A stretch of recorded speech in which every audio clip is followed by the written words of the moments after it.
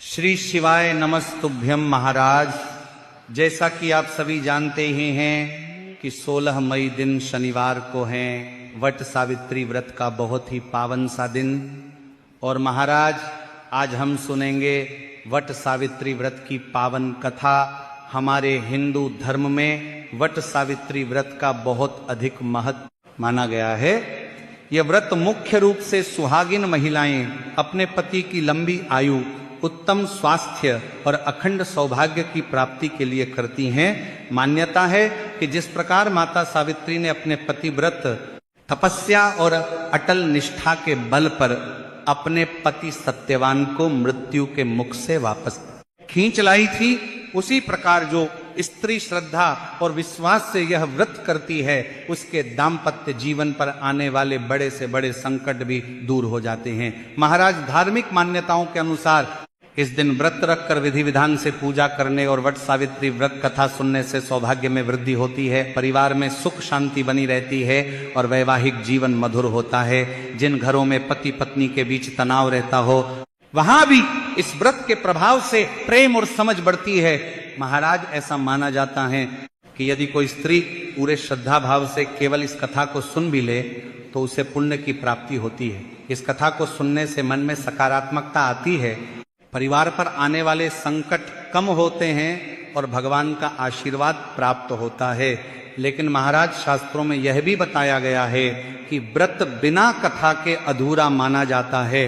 यदि कोई स्त्री केवल उपवास कर ले लेकिन कथा न सुने या न पढ़े तो व्रत का पूर्ण फल प्राप्त नहीं होता है, क्योंकि कथा ही इस व्रत की आत्मा मानी जाती है। कथा सुनने से ही हमें माता सावित्री के त्याग, धैर्य, तपस्या और पतिव्रत धर्म की शक्ति का ज्ञान होता है। इसीलिए वट सावित्री व्रत में पूजा के साथ साथ कथा सुनना या पढ़ना अत्यंत आवश्यक माना गया है। तो आइए अब श्रद्धा और भक्ति के साथ आरंभ करते हैं वट सावित्री व्रत की पावन कथा। लेकिन उससे पहले वीडियो को लाइक करें, चैनल को सब्सक्राइब करें और कमेंट बॉक्स में जय सावित्री माता जरूर लिखें। बहुत समय पहले मध्य देश में अश्वपति नाम के एक प्रतापी और धर्मात्मा राजा राज्य करते थे। उनकी पत्नी का नाम मालवी था। महाराज राजा के पास धन, वैभव, सेना और यश की कोई कमी नहीं थी, लेकिन फिर भी उनके जीवन में एक बहुत बड़ा दुख था। उनके कोई संतान नहीं थी। संतान सुख के बिना राजा और रानी का जीवन अधूरा सा लगता था। समय बीतता जा रहा था और उनकी चिंता दिन प्रतिदिन बढ़ती जा रही थी। तभी राजा अश्वपति ने अनेक यज्ञ करवाए, ब्राह्मणों को दान दिया, तीर्थ यात्राएं की और देवी देवताओं की आराधना की, लेकिन उन्हें संतान प्राप्ति नहीं हुई। अंत में उन्होंने माता सावित्री की कठोर तपस्या करने का निश्चय किया। राजा प्रतिदिन प्रातःकाल उठकर स्नान करते, स्वच्छ वस्त्र धारण करते और पूर्ण श्रद्धा के साथ माता सावित्री की उपासना करते। वर्षों तक उन्होंने कठोर तप किया। उनकी भक्ति और तपस्या से प्रसन्न होकर एक दिन माता सावित्री उनके सामने प्रकट हुई। देवी का तेज सूर्य के समान चमक रहा था। राजा ने अश्वपति ने हाथ जोड़कर माता को प्रणाम किया और कहा, हे माता, यदि आप मेरी भक्ति से प्रसन्न हैं तो मुझे संतान सुख प्रदान करें। तभी माता सावित्री मुस्कुराई और बोली, राजन, तुम्हारी तपस्या सफल हुई। तुम्हारे घर एक अत्यंत तेजस्विनी और गुणवान कन्या जन्म लेगी। उसका नाम मेरे नाम पर ही सावित्री रखना। वह संसार में अपने पति व्रत धर्म के लिए प्रसिद्ध होगी। इतना कहकर माता अंतर ध्यान हो गई। कुछ समय बाद रानी मालवी ने एक अत्यंत सुंदर कन्या को जन्म दिया। पूरे राज्य में उत्सव मनाया गया, मंदिरों में दीप जलाए गए, गरीबों में दान बांटा गया और हर ओर खुशियां छा गईं। राजा ने देवी के आदेशानुसार कन्या का नाम सावित्री रखा। सावित्री बचपन से ही अत्यंत तेजस्विनी, बुद्धिमान और सुंदर थी। जैसे जैसे वह बड़ी होने लगी, उसका रूप और गुण दोनों ही बढ़ते गए।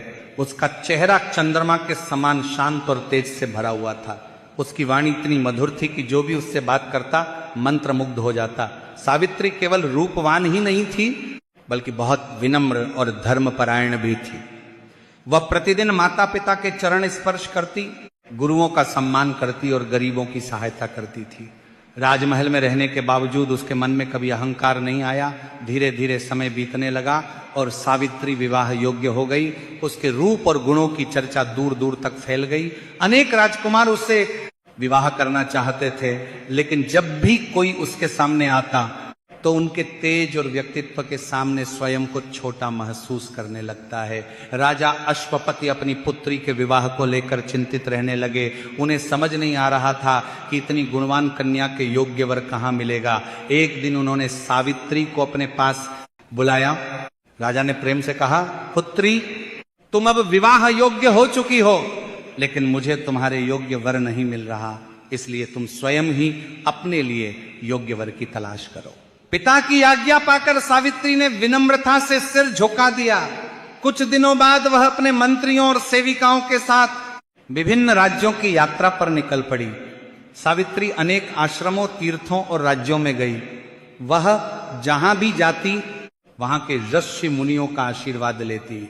एक दिन यात्रा करते करते वह एक सुंदर वन में पहुंची। वहां का वातावरण अत्यंत शांत और पवित्र था।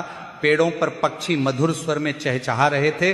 मंद मंद हवा बह रही थी। उसी वन में एक आश्रम था जहां एक वृद्ध और नेत्रहीन राजा अपनी पत्नी और पुत्र के साथ रहते थे। उस राजा का नाम द्युमत्सेन था। कभी वे साल्व देश के राजा थे, लेकिन शत्रुओं ने उनका राज्य छीन लिया था। राज्य छिन्न जाने के बाद वे अपने परिवार सहित वन में रहने लगे थे। सावित्री ने वहां एक तेजस्वी युवक को देखा। वह युवक अपने माता पिता की सेवा में लगा हुआ था। उसके चेहरे पर अद्भुत तेज था। वह विनम्र, बलवान और धर्मात्मा दिखाई देता था। उसका नाम सत्यवान था। सत्यवान को देखते ही सावित्री के मन में एक दिव्य भावना जाग उठी। उसे लगा जैसे यही वह पुरुष है जिसे उसने अपने पति के रूप में स्वीकार किया है। सत्यवान के सरल स्वभाव, माता पिता के प्रति समर्पण और तेजस्वी व्यक्तित्व ने सावित्री का मन मोह लिया। कुछ समय वहां बिताने के बाद सावित्री अपने महल लौट आई। जब वह महल पहुंची तब वहां देवर्षि नारद आए हुए थे। राजा अश्वपति ने प्रसन्न होकर अपनी पुत्री से पूछा, पुत्री, क्या तुम्हें अपने योग्य वर मिल गया? सावित्री ने शांत स्वर में कहा, पिताजी, मैंने साल्व देश के राजकुमार सत्यवान को अपने पति के रूप में स्वीकार कर लिया है। सावित्री की बात सुनते ही देवर्षि नारद गंभीर हो गए। सावित्री की बात सुनते ही देवर्षि नारद कुछ क्षणों के लिए मौन हो गए। उनके चेहरे पर गंभीरता छा गई। राजा अश्वपति और रानी मालवी भी उनके चेहरे के भाव देखकर चिंतित हो उठे। राजा ने हाथ जोड़कर कहा, भगवान, आप त्रिकालदर्शी हैं, कृपा करके बताइए कि क्या सत्यवान में कोई दोष है? तब नारद मुनि बोले, राजन, सत्यवान जैसा गुणवान युवक संसार में बहुत दुर्लभ है। वह सत्यवादी है, धर्मात्मा है, माता पिता का भक्त है और अत्यंत तेजस्वी भी है, लेकिन उसके जीवन में एक बहुत बड़ा दोष है। उसकी आयु बहुत कम है। आज से ठीक 1 वर्ष बाद उसकी मृत्यु निश्चित है। यह सुनते ही राजा अश्वपति के पैरों तले जमीन खिसक गई।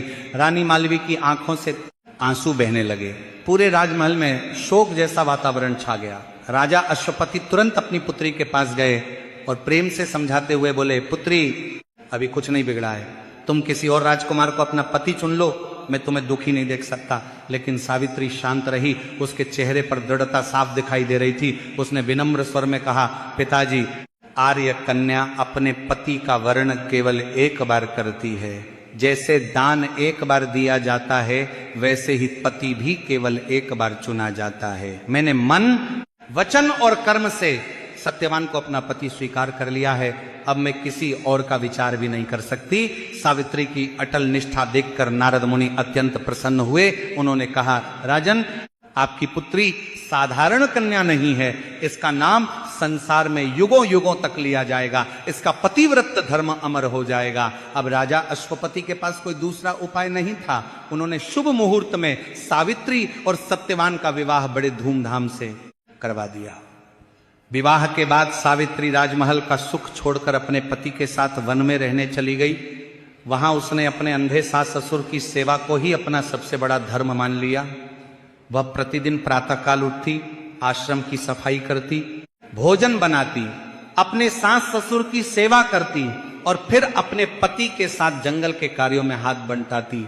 राजकुमारी होकर भी उसने कभी किसी प्रकार का कष्ट महसूस नहीं किया। सत्यवान भी अपनी पत्नी से अत्यंत प्रेम करते थे। दोनों का जीवन सादगी, प्रेम और धर्म से भर गया था। लेकिन सावित्री के मन में हर समय नारद मुनि की बात घूमती रहती थी। उसे याद था कि सत्यवान की आयु केवल 1 वर्ष की है। जैसे जैसे समय बीत रहा था, वैसे वैसे उसका मन व्याकुल होता जा रहा था।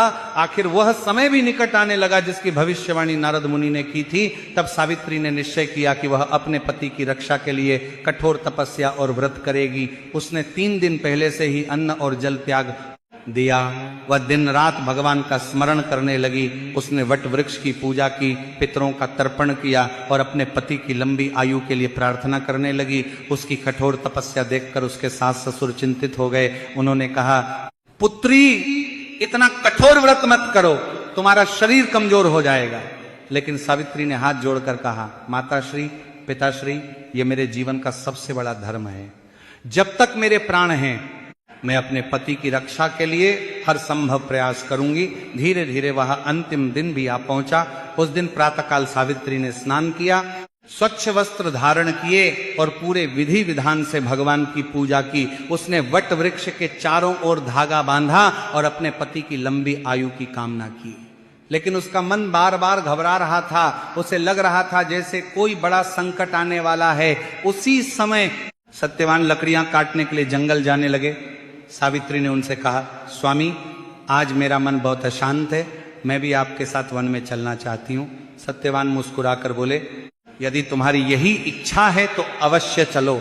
इसके बाद दोनों वन की ओर चल पड़े। जंगल का वातावरण अत्यंत शांत था। ऊंचे ऊंचे वृक्ष मंद हवा के साथ झूम रहे थे। पक्षियों की मधुर चहचहाहट पूरे वन में गूंज रही थी। लेकिन सावित्री का मन किसी अनजाने भय से कांप रहा था। कुछ दूर जाकर सत्यवान लकड़ियां काटने लगे। तभी अचानक उनके सिर में तेज पीड़ा होने लगी। उन्होंने कुल्हाड़ी नीचे रख दी और अपने सिर पर हाथ रखते हुए बोले, सावित्री आज मेरे सिर में बहुत दर्द हो रहा है। ऐसा लग रहा है जैसे शरीर में बिल्कुल शक्ति नहीं बची। यह सुनते ही सावित्री घबरा उठी। वह तुरंत अपने पति के पास पहुंची और उन्हें सहारा देकर नीचे बैठाया। सत्यवान की सांसें तेज चल रही थीं। उनका चेहरा का पीला पड़ने लगा था। सावित्री ने तुरंत उनका सिर अपनी गोद में रख लिया और उनके माथे पर हाथ फेरने लगी। उसकी आंखों से आंसू बह रहे थे, लेकिन उसने स्वयं को संभाल रखा था। कुछ ही क्षणों बाद सत्यवान का शरीर बिल्कुल शांत हो गया। उसी समय सावित्री ने देखा कि वहां एक दिव्य पुरुष प्रकट हुए हैं। उनका शरीर काले बादलों के समान गंभीर था। उन्होंने लाल वस्त्र धारण किए हुए थे और उनके हाथ में पाश था। उनके तेज को देखकर स्पष्ट था कि वे कोई साधारण देवता नहीं है। सावित्री तुरंत समझ गई कि ये स्वयं मृत्यु के देवता यमराज हैं। यमराज सत्यवान के शरीर के पास आए और अपने पाश से उनके प्राण निकालने लगे। सावित्री का हृदय कांप उठा, लेकिन उसने धैर्य नहीं छोड़ा। उसने हाथ जोड़कर यमराज को प्रणाम किया। यमराज सत्यवान के सूक्ष्म शरीर को लेकर दक्षिण दिशा की ओर चल पड़े। सावित्री भी अपने पति के पीछे पीछे चलने लगी। कुछ दूर चलने के बाद यमराज ने पीछे मुड़कर कहा, देवी अब तुम वापस लौट जाओ। यह संसार का नियम है। जो जन्म लेता है उसकी मृत्यु निश्चित है। तुम्हारे पति की आयु पूरी हो चुकी है। लेकिन सावित्री ने शांत स्वर में कहा, प्रभु जहां तक मेरे पति जाएंगे वहां तक मैं भी जाऊंगी। पत्नी का धर्म है कि वह अपने पति का साथ कभी न छोड़े। सावित्री की बात सुनकर यमराज आश्चर्यचकित रह गए। उन्होंने कहा, देवी तुम्हारा पतिव्रत धर्म महान है। मैं तुमसे प्रसन्न हूं। तुम अपने पति के जीवन को छोड़कर कोई भी वरदान मांग सकती हो। सावित्री ने तुरंत कहा, प्रभु मेरे सास ससुर अंधे हैं और वन में अत्यंत दुख भोग रहे हैं। कृपा करके उन्हें फिर से नेत्र ज्योति प्रदान करें। यमराज बोले, तथास्तु ऐसा ही होगा। तुम्हारे सास ससुर की आंखों की रोशनी वापस आ जाएगी। अब तुम लौट जाओ। लेकिन सावित्री फिर भी उनके पीछे चलती रही। कुछ देर बाद यमराज ने फिर कहा, देवी तुम बहुत दूर आ चुकी हो, वापस लौट जाओ। सावित्री ने विनम्रता से कहा, भगवान संतों का साथ कभी व्यर्थ नहीं जाता। आपके चरणों के पीछे चलना मेरे लिए सौभाग्य की बात है। जब तक मेरे पैरों में शक्ति है मैं अपने पति का साथ नहीं छोड़ूंगी। सावित्री की बुद्धिमत्ता और विनम्रता देखकर यमराज अत्यंत प्रसन्न हुए। उन्होंने कहा, देवी मैं तुमसे बहुत प्रसन्न हूं, एक और वरदान मांगो। सावित्री बोली, प्रभु मेरे ससुर राजा द्युमत्सेन का राज्य उनसे छिन गया है। कृपा करके उनका राज्य उन्हें वापस दिला दीजिए। यमराज ने कहा, ऐसा ही होगा। तुम्हारे ससुर को उनका खोया हुआ राज्य वापस मिल जाएगा। लेकिन सावित्री अभी भी उनके पीछे पीछे चलती रही। अब यमराज जी उसके धैर्य और पतिव्रता धर्म को देखकर मन ही मन सोचने लगे कि संसार में ऐसी नारी बहुत दुर्लभ है।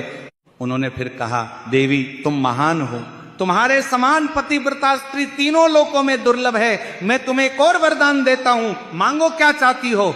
सावित्री ने कहा, प्रभु मेरे पिता राजा अश्वति के कोई पुत्र नहीं है, कृपा करके उन्हें 100 पुत्रों का सुख प्रदान करे। यमराज बोले, तथास्तु, तुम्हारे पिता को 100 पुत्र प्राप्त होंगे। इतना कहकर यमराज आगे बढ़ने लगे, लेकिन सावित्री अब भी उनके पीछे चल रही थी। यमराज ने कहा, देवी अब तुम क्यों मेरा पीछा कर रही हो? मैंने तुम्हें इतने वरदान दिए हैं। सावित्री बोली, भगवान पति के बिना पत्नी का जीवन कैसा? जहां मेरे स्वामी जाएंगे मेरा मन भी वहीं रहेगा। सावित्री के शब्दों में इतना प्रेम और समर्पण था कि यमराज का हृदय भी पिघलने लगा। उन्होंने कहा, देवी मैं तुम्हारी भक्ति और निष्ठा से अत्यंत प्रसन्न हूं, तुम अंतिम वरदान मांग सकती हो। सावित्री ने हाथ जोड़कर कहा, प्रभु मुझे सत्यवान से उत्पन्न 100 पुत्रों का आशीर्वाद दीजिए। यमराज ने कहा, तथास्तु। लेकिन अगले ही क्षण उन्हें अपनी बात का आभास हुआ, यदि सावित्री को सत्यवान से पुत्र प्राप्त होंगे तो सत्यवान को जीवित होना ही पड़ेगा। सावित्री ने विनम्र स्वर में कहा, प्रभु मैं पतिव्रता स्त्री हूं, बिना पति के मैं पुत्रवती कैसे हो सकती हूं?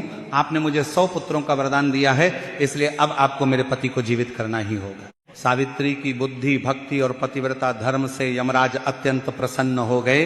उन्होंने मुस्कुराते हुए कहा, देवी आज तुम्हारे प्रेम और तपस्या ने मुझे भी पराजित कर दिया, मैं सत्यवान के प्राण वापस करता हूं। इतना कहकर यमराज अंतर्ध्यान हो गए।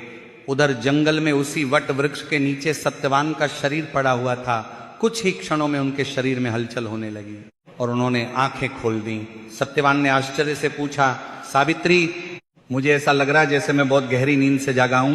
सावित्री की आंखों से खुशी के आंसू बहने लगे। उसने भगवान को धन्यवाद दिया और अपने पति को सहारा देकर उठाया। जब दोनों आश्रम पहुंचे तब उन्होंने देखा कि राजा द्युमत्सेन की आंखों की रोशनी वापस आ चुकी है और उन्हें उनका खोया हुआ राज्य भी वापस मिल गया है। इसके बाद सावित्री और सत्यवान ने लंबे समय तक सुखपूर्वक जीवन बिताया। तभी से यह मान्यता है कि जो स्त्री श्रद्धा और विश्वास से वट सावित्री व्रत करती है और यह कथा सुनती है, उसके पति की आयु लंबी होती है तथा वैवाहिक जीवन सुखमय बना रहता है। तो महाराज यह थी वट सावित्री व्रत की पावन कथा। यदि आपको यह कथा अच्छी लगी हो तो श्रद्धा से जय माता सावित्री अवश्य लिखें।